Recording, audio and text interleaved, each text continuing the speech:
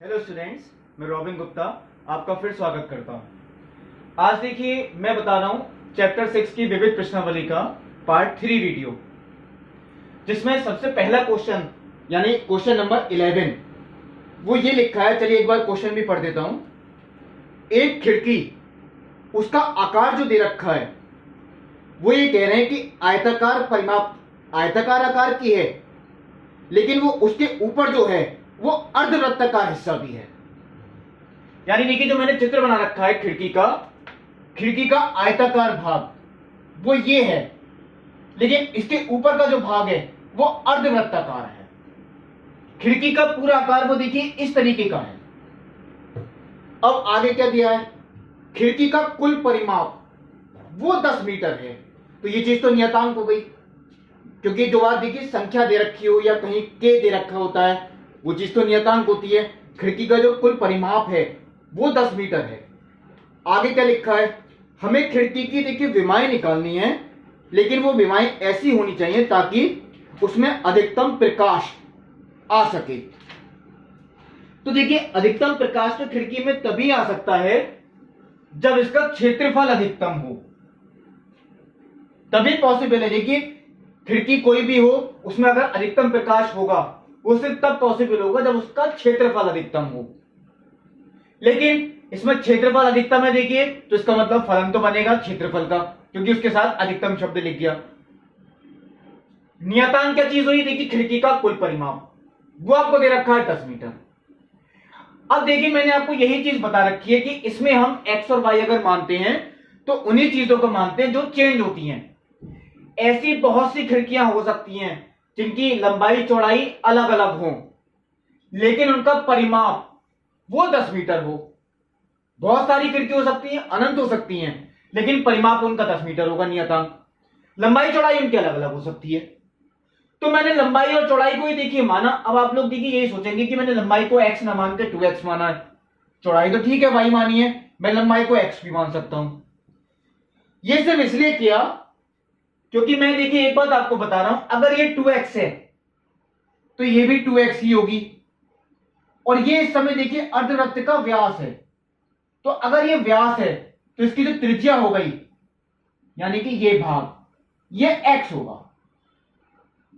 अगर मैं x मानूंगा तो यहां x/2 आएगा।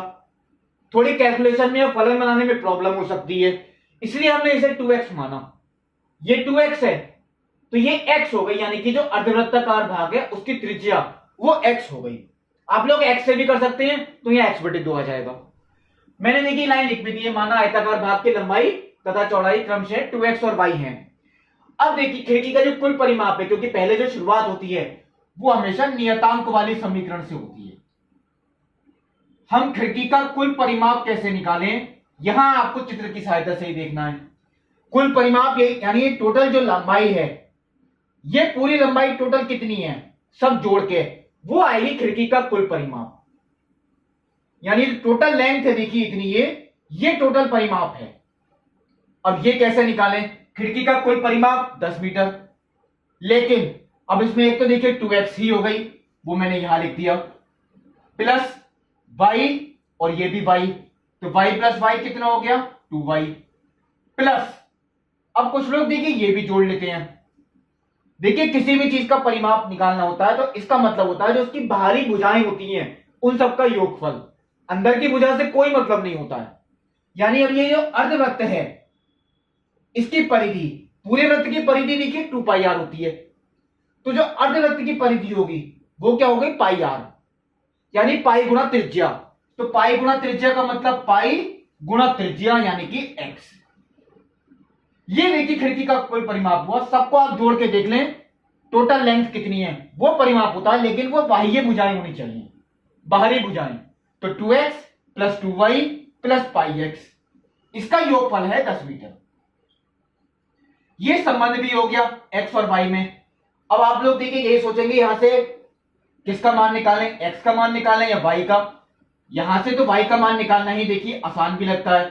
तो 2y इज इक्वल टू, ये दोनों में ले गया माइनस में, यानी 10 माइनस के 2x माइनस के πx। चलिए मैं 2y ही छोड़ देता हूं, 2 को बटे में ले जाएंगे तो y का मान भी निकल आएगा। मैंने चलिए 2y ही लिखा हुआ छोड़ दिया। अब आता है खिड़की का क्षेत्रफल। अगर हम नियतांक वाली समीकरण पूरी कर चुके, उसके बाद आपको लिखना है देखिए फलन कैसे बनता है। और फलन का मतलब देखिए क्षेत्रफल हमें अधिकतम दिखाना है, तो जिसके साथ अधिकतम या न्यूनतम शब्द लिखा है वही फलन होता है। खिड़की का क्षेत्रफल। अब खिड़की का क्षेत्रफल कैसे निकालें, तो आपने देखिए ऐसे क्वेश्चन शायद 10th में भी किए होंगे। ये दो आकृतियां मिला के, एक तो अर्धवृत्त और एक आयत, इनका क्षेत्रफल अगर मैं जोड़ दूं तो पूरी खिड़की का क्षेत्रफल आ जाएगा। सबसे पहले आयत का क्षेत्रफल, लंबाई गुणा चौड़ाई, यानी कि 2x इंटू वाई, प्लस अर्धवृत्त का क्षेत्रफल, तो पूरे वृत्त का क्या होता है पाई आर स्क्वायर। अर्धवृत्त का कितना हो गया 1/2 पाई आर स्क्वायर, लेकिन आर की जगह यहां x है क्योंकि यहां त्रिज्या x है, आर नहीं है। यह हो गया खिड़की का क्षेत्रफल। यह फलन भी है, चलिए मैं इसे a से रिप्रेजेंट कर देता हूं। लेकिन अब बात आती है, देखिए यहां पे पूरा फलन हम x के पदों में लेके आए, कैसे आएगा। चलिए ये भी आसान ही हुआ, देखिए 2y का मान ही मैं सीधा रख देता हूं, ये वाला x तो मैंने ऐसे ही छोड़ दिया। 2y का मान ये देखिए ये लिखा है 10 माइनस के 2x माइनस के पाई x, ये वाला x तो देखिए ये आ गया, 2y का मान वो ये रख दिया, प्लस 1/2 पाई एक्स स्क्वायर। अब देखिए मेरे को इसे बैलेंस भी करना पड़ेगा, पहले मैं x के अंदर गुणा कर देता हूं, यानी 10x माइनस के 2x स्क्वायर माइनस के पाई एक्स स्क्वायर प्लस 1/2 पाई एक्स स्क्वायर। इसमें भी देखिए एक चीज और बैलेंस होती है, 10x माइनस के 2x स्क्वायर माइनस के पाई एक्स स्क्वायर प्लस 1/2 पाई एक्स स्क्वायर। तो ये माइनस के 1 और प्लस के 1/2 फलन तो सेम ही है, तो ये माइनस के 1/2 रह गए, पाई एक्स स्क्वायर ऐसे ही आ गया। ये फलन हुआ, ये दोनों देखिए बैलेंस हुए केवल। इसे मैंने माना समीकरण नंबर 1। हमें यह दिखाना है कि अधिकतम कब होगा। इसका मतलब अभी उच्चतम निम्नतम का क्वेश्चन है, तो पहले इसका अवकलन करेंगे चर के सापेक्ष, चर यानी कि x, तो इसका अवकलन देखिए 10x का तो 10 ही हो गया क्योंकि x का 1, माइनस इसका x स्क्वायर का 2x तो 4x, माइनस फिर देखिए x स्क्वायर का 2x, 2 से 2 कटेगा पाई x। ये हो गई इक्वेशन नंबर 2। हमें देखिए दिखाना है ये अधिकतम, मैं यहां लाइन भी लिख देता हूं, a के अधिकतम मान के लिए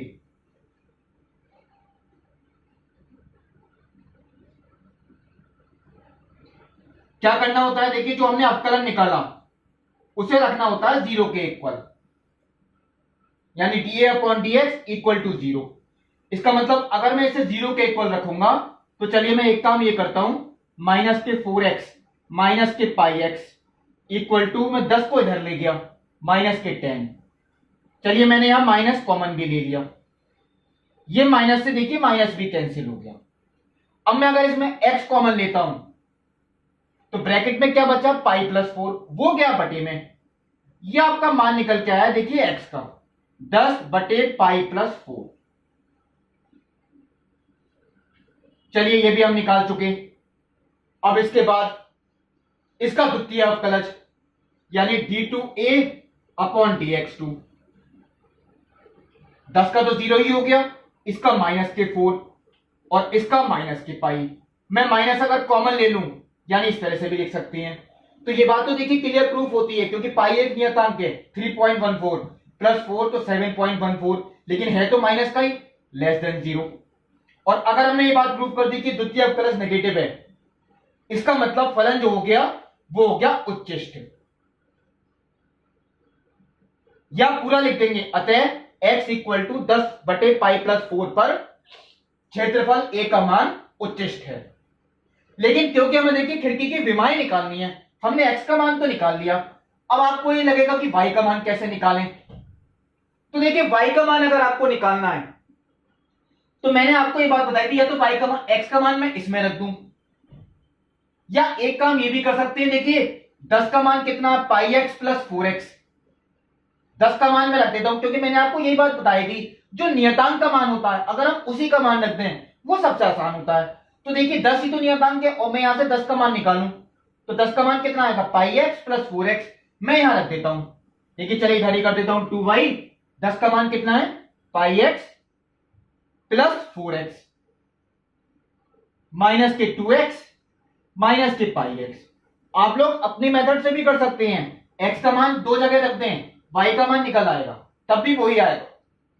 इसमें देखिए एक काम आसानी रहेगी, पाई एक्स से पाई x cancel, 4x minus 2x तो 2y is equal to 2x। इसका मतलब y is equal to x आ गया, यानी y का मान भी यही है।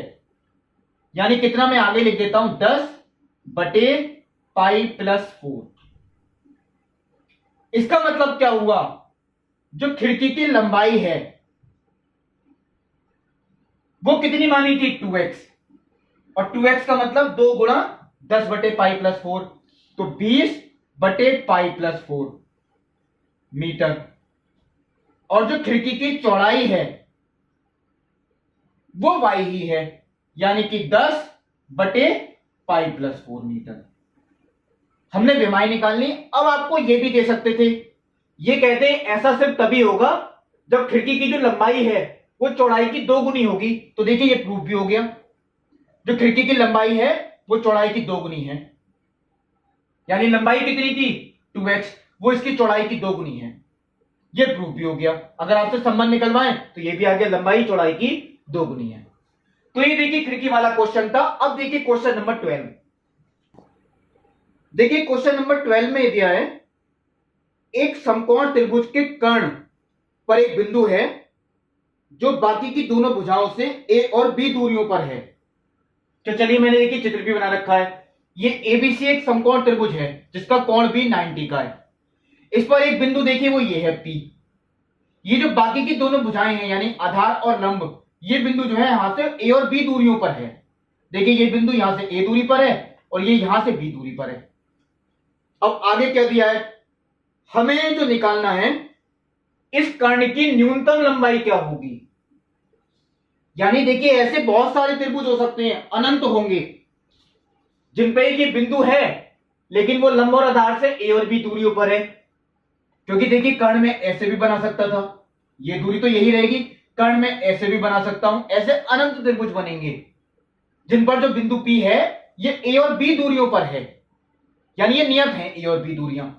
लेकिन इस कर्ण की लंबाई ये बहुत सारी हो सकती हैं, तो जिसमें न्यूनतम लंबाई होगी कर्ण की वो हमें निकालनी है, वो कौन सी होगी।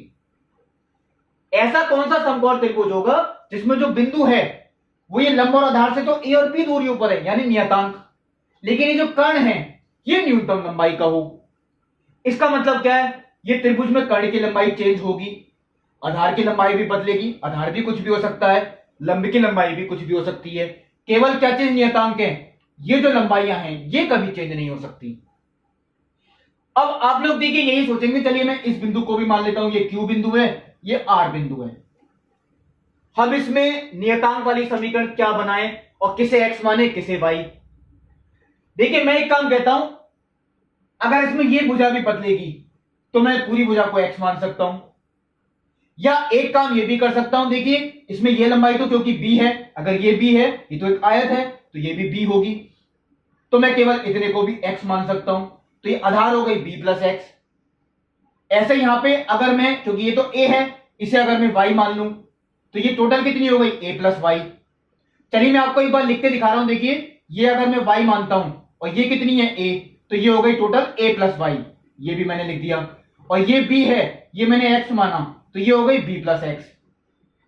दोनों ही चेंज होंगी, तो फलन जो बनेगा वो इसकी लंबाई का बनेगा। अब इसकी लंबाई कैसे निकालें, इसमें तो पाइथागोरस प्रमेय से लंबाई निकलेगी।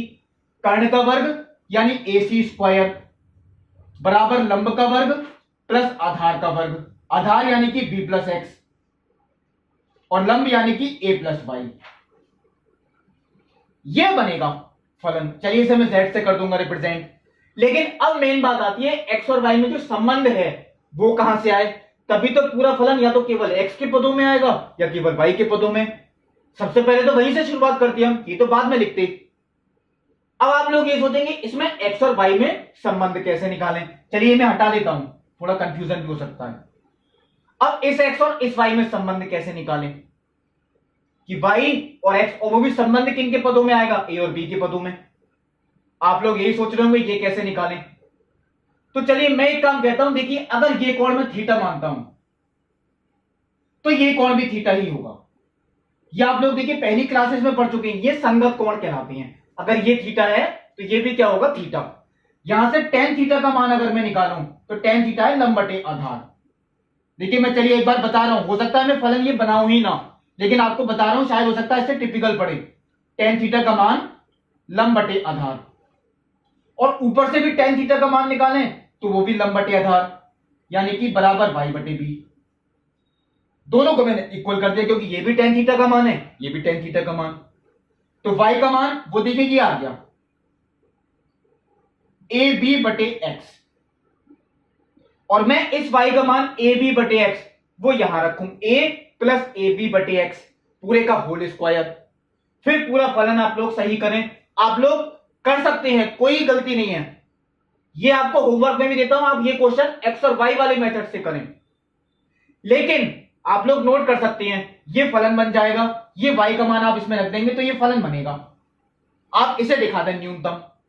लेकिन अब मैं कहता हूं अगर ये आपको लगे टफ है तो मैं आपको एक दूसरा मेथड भी बताता हूं। शायद आज तक कोई भी क्वेश्चन इस मेथड से मैंने कराया ही नहीं, क्योंकि मैंने जितने भी क्वेश्चंस कराए वो एक्स और वाई वाले मेथड से करवाई।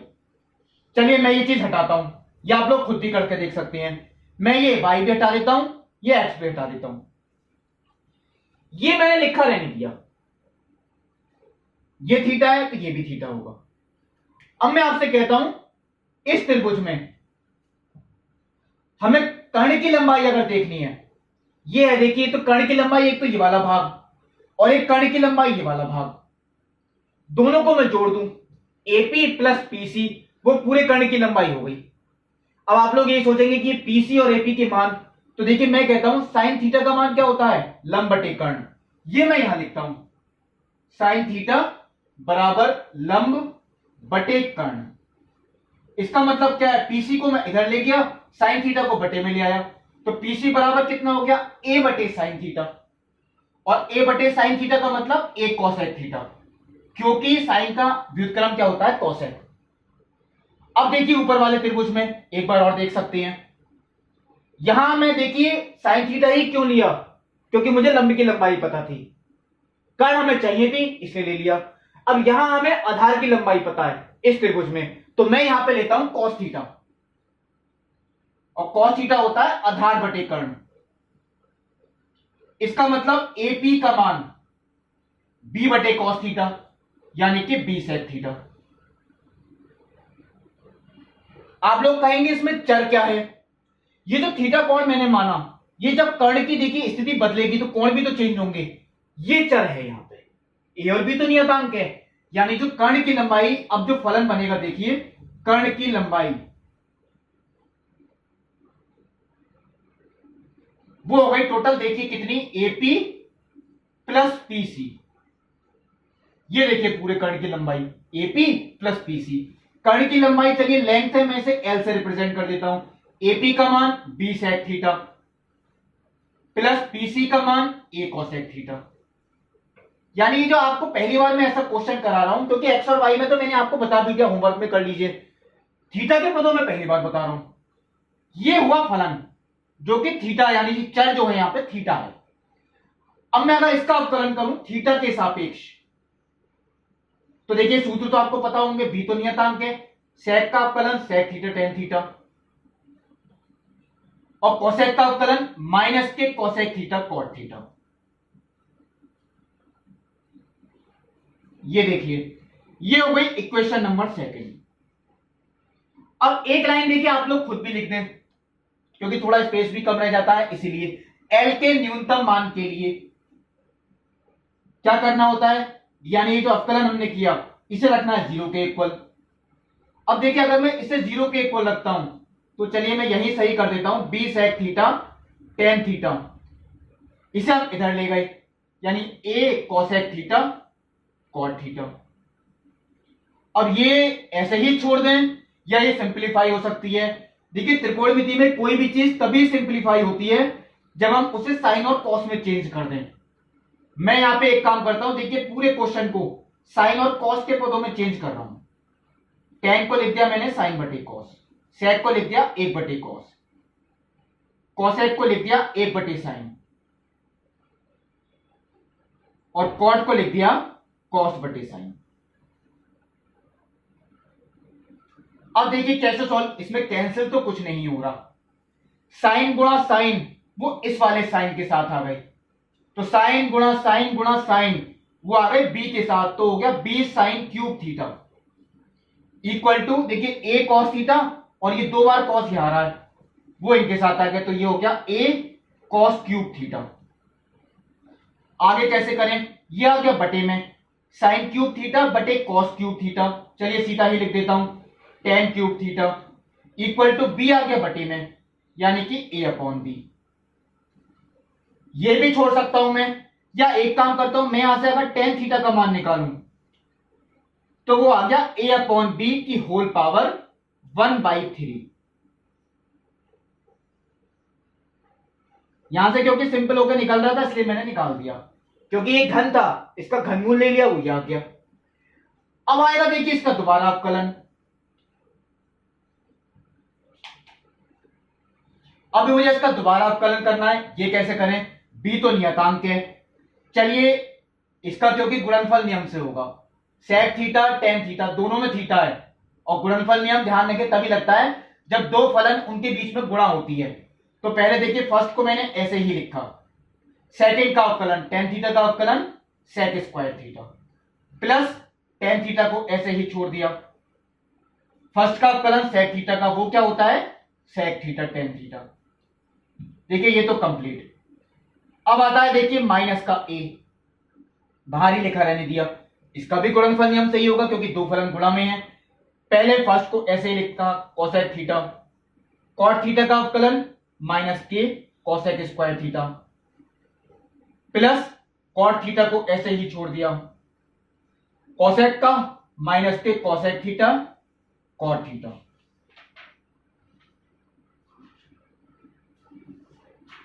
तो देखिए मैं चलिए यहां पर ठीक करके लिखता हूं, इन दोनों में सेक थीटा कॉमन है, मैंने बाहर ले लिया, अंदर क्या बचा sec square theta plus tan square theta.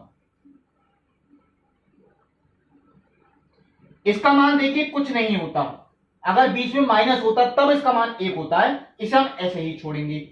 इसमें क्या कॉमन है, एक तो माइनस कॉमन आएगा और एक कोसेक थीटा कॉमन आएगा, तो इसमें कॉमन है माइनस के कोसेक थीटा और एक माइनस पहले ही है, तो ये माइनस माइनस तो हो गया प्लस, कोसेक थीटा हमने कॉमन लिया, अंदर क्या बचा cosec square theta plus cot into cot cot square theta,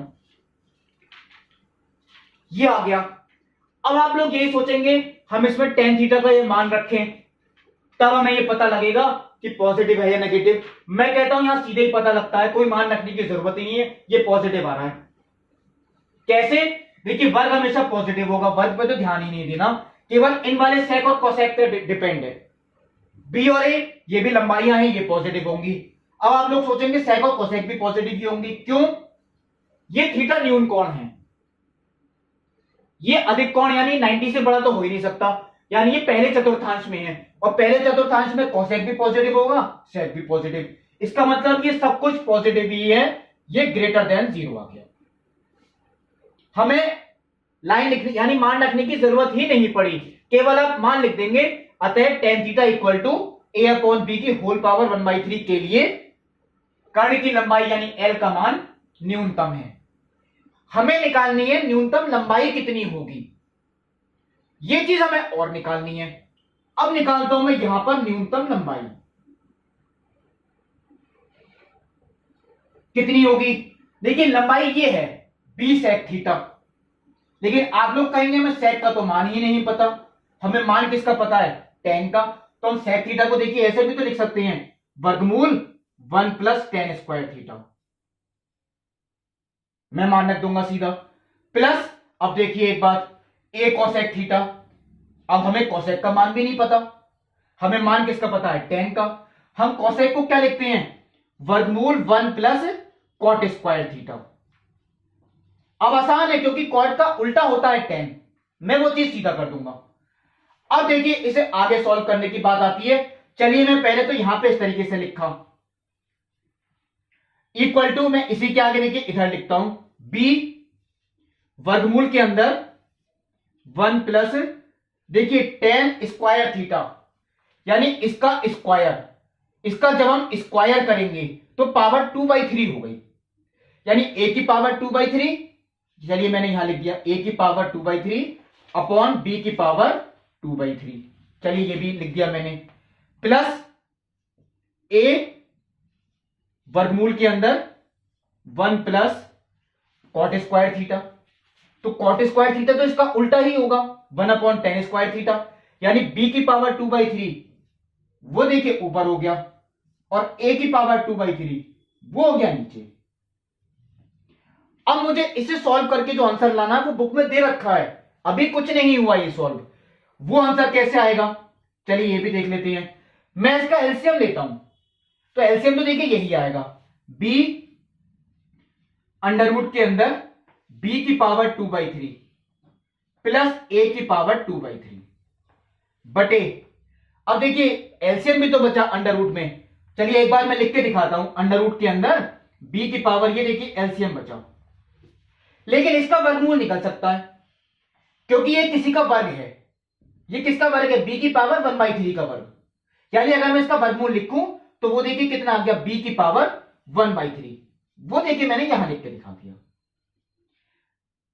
आगे भी देखिए इसी तरीके का है a, और मैंने एलसीएम लेके लिख दिया, इसमें तो देखिए कोई प्रॉब्लम नहीं, a की पावर 2/3 प्लस b की पावर 2/3, लेकिन बटे में वर्गमूल के अंदर आएगा a की पावर 2/3, उसका वर्गमूल अगर हम ले लें तो वो हो गया a की पावर 1/3। अब मुझे ये देखना है ये सॉल्व करके क्या आ सकता है, चलिए मैं ये भी ब्रैकेट में लिख के इसी के बराबर में देखिए आगे लिखता हूं, क्या बचेगा, देखिए ये वाला वर्गमूल तो कॉमन है, ये देखिए सेम है दोनों, इसमें कोई डिफरेंस नहीं है, ये तो मैंने कॉमन ले लिया, वर्गमूल के अंदर a की पावर 2/3 प्लस b की पावर 2/3, क्या बचा, b बटे b की पावर 1/3, ये तो मैंने कॉमन ले लिया। अब आपको पता है क्योंकि b की पावर 1 है और भाग में घात हमेशा घटती हैं, तो 1 में से 1/3 माइनस कर दें तो वो 2/3 बची, तो b की पावर कितनी बची, 1 माइनस 1/3, यानी b की पावर 2/3, प्लस फिर देखिए एक बार ये a की पावर 1 है, 1 में से 1/3 माइनस करी, कितनी बची 2/3, क्योंकि ये चीज तो कॉमन ले ली, ये बची देखिए a की पावर 2/3। अब आप लोग नोट करें देखिए ये फलन फिर सेम है, a की पावर 2/3 प्लस b की पावर 2/3, तो इसका मतलब क्या है, ये घात तो पूरी देखिए 1 है और ये घात कितनी है 1/2, 1 और 1/2 टोटल कितनी हो गई 3/2, यानी a की पावर 2/3 प्लस b की पावर 2/3 इसकी होल पावर 3/2, ये हमें प्रूफ करके दिखाना था। ये देखिए कर्ण की न्यूनतम लंबाई हुई, आप जो होमवर्क में करेंगे इसका मेथड वो x और y वाला करेंगे। अब देखिए अगला क्वेश्चन, देखिए क्वेश्चन नंबर 18, इसमें देखिए एक बात, क्योंकि बीच के क्वेश्चंस मैं आपको, चलिए अभी पहले ये समझाता हूं तब मैं बताऊंगा, एक क्वेश्चन होमवर्क में भी दूंगा। देखिए इसमें क्वेश्चन में लिखा है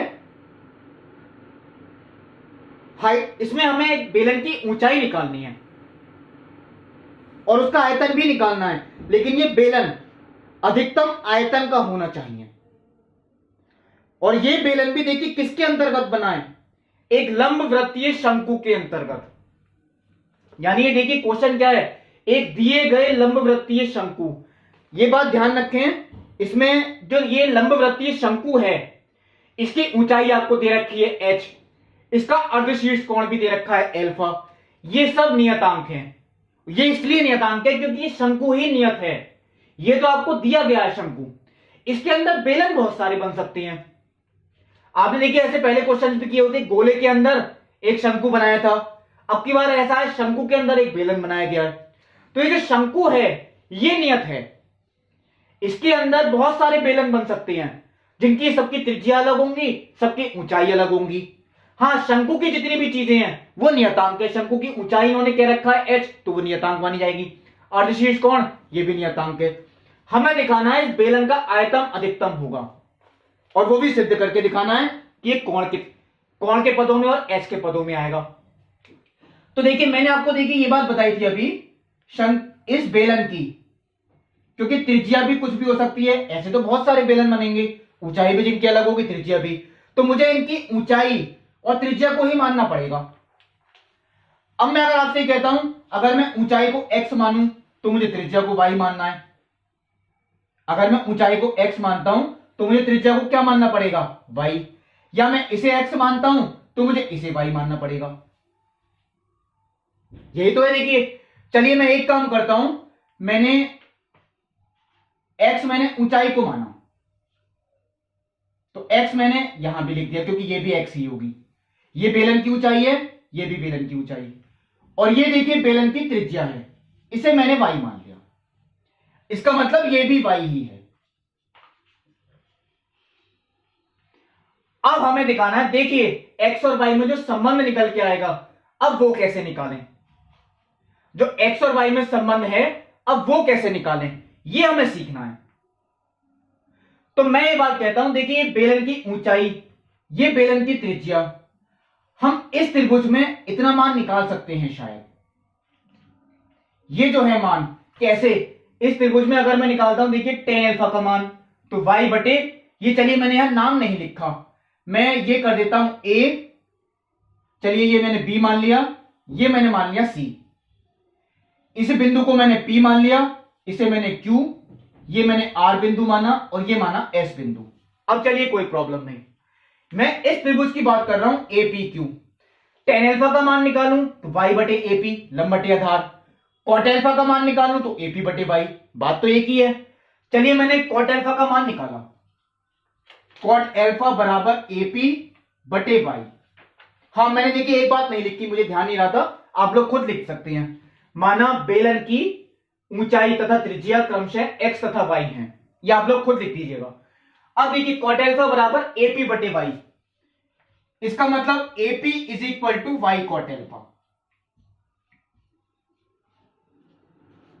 आप लोग ये सोचेंगे मैंने AP का मान ही क्यों निकाला, इसलिए निकाला, देखिए एक बात, अगर ये AP का मान y cot अल्फा है, AP का मान कितना है y cot अल्फा, तो देखिए AP plus PR equal to किसके है, h के, और h क्या है, नियतांक।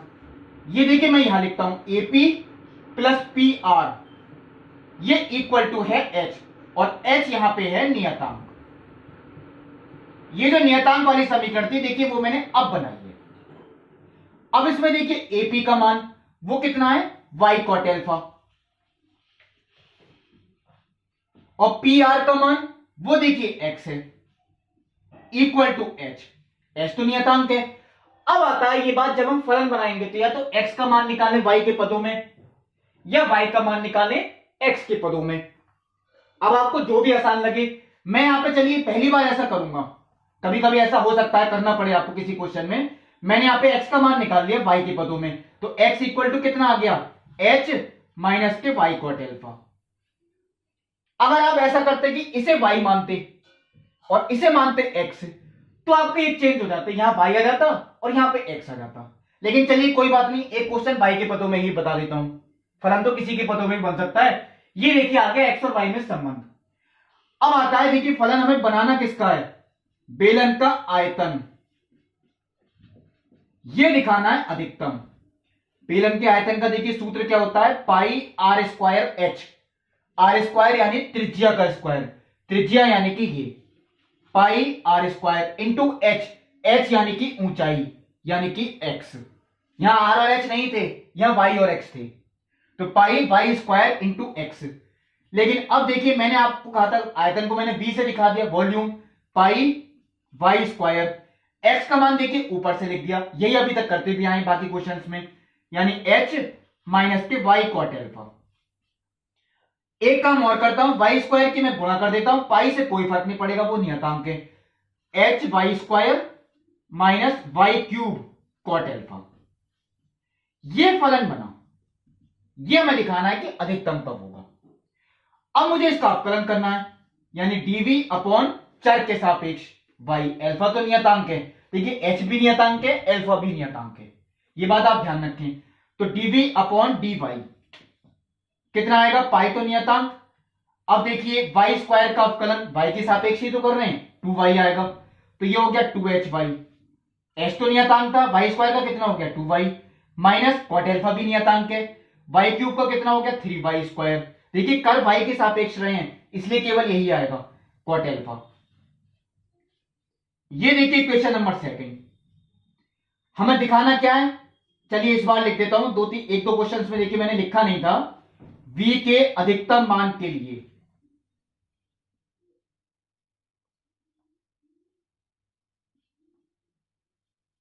dv upon dy equal to 0, क्योंकि जो भी हम अवकलन करते हैं उसे 0 के इक्वल रखते हैं, यही चीज देखिए करते भी आए हैं।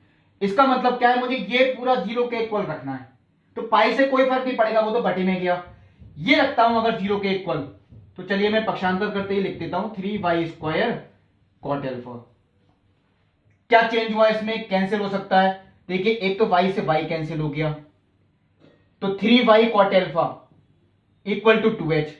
तो 3 कॉट एल्फा को अगर मैं बटे में ले आऊं तो y का मान देखिए निकल के आता है 2h अपॉन 3 कॉट एल्फा। चलिए यहां से y का मान निकल रहा था सिंपल, इसलिए मैंने y का मान निकाल दिया।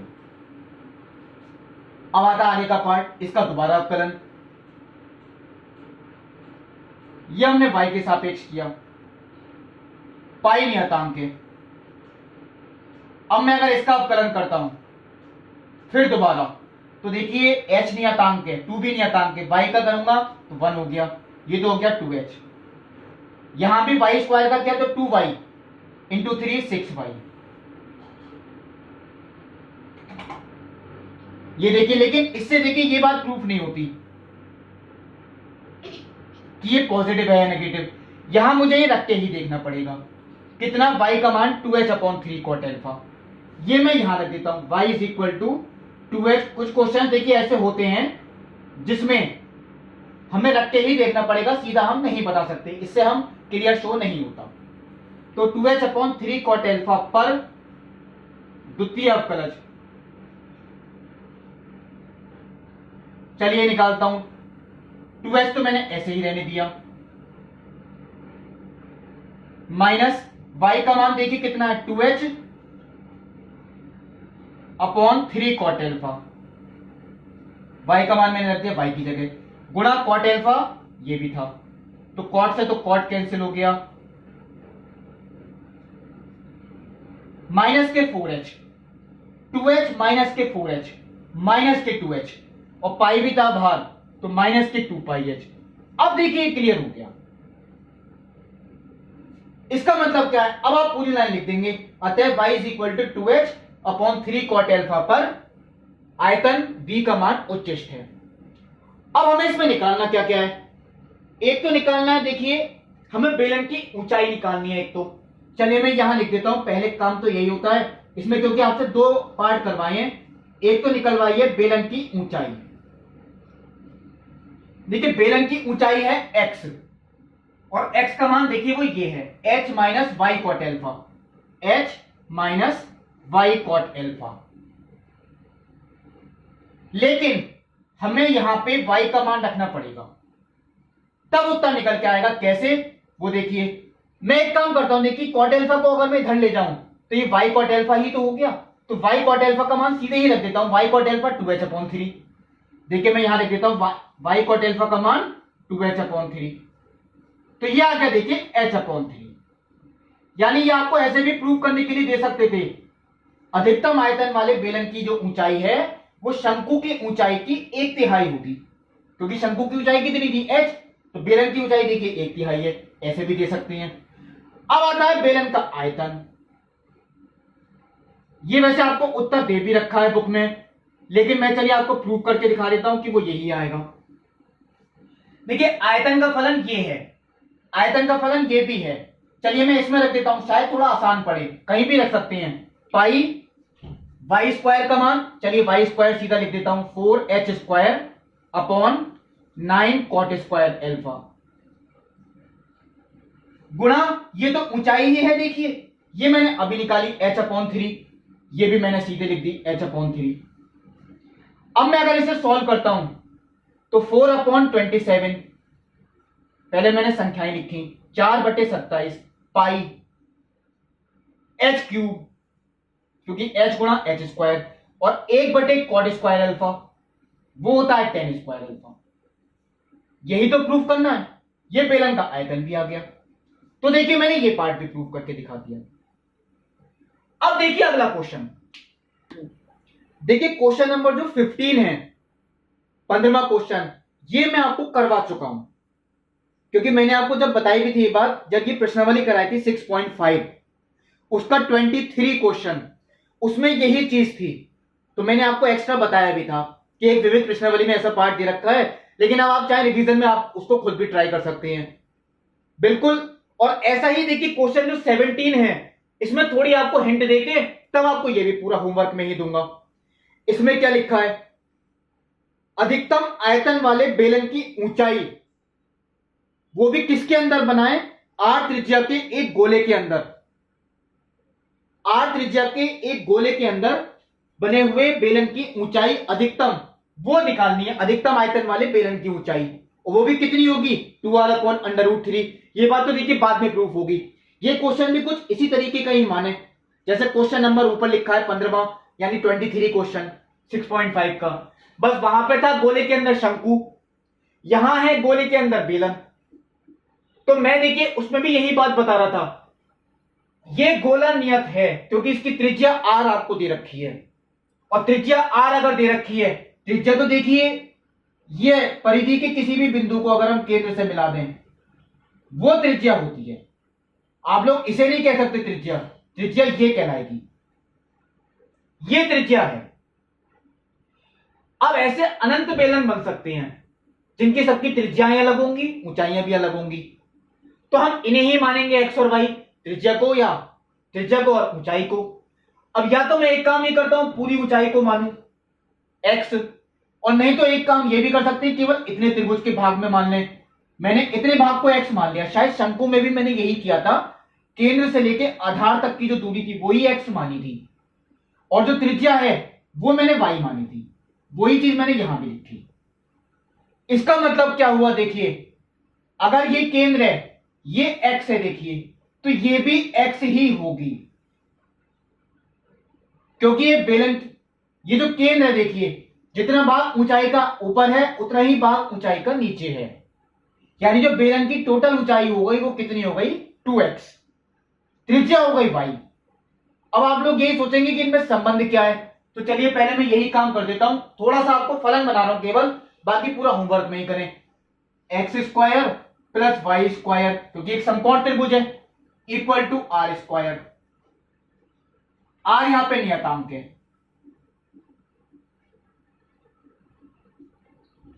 यानी कि y² इक्वल टू कितना हो गया, r² - x²। चलिए मैं y² ही छोड़ देता हूं। अब आता है बेलन का आयतन, क्योंकि फलन जो बनेगा वो इसका बनेगा, हमें यही अधिकतम दिखाना है, यानी कि बेलन का आयतन। बेलन के आयतन का सूत्र पाई r²h, यानी पाई गुणा त्रिज्या का स्क्वायर गुणा ऊंचाई, पाई त्रिज्या का स्क्वायर गुणा ऊंचाई, ये है देखिए सूत्र। अब बेलन का आयतन है, चलिए मैं इसे b से रिप्रेजेंट कर देता हूं, पाई गुणा 2x, चलिए मैंने 2x को पहले लिख दिया, ये भी देखिए अच्छा हुआ, यहां y² का मान ही आ रहा है, मैं सीधा लिख देता हूं r² - x²।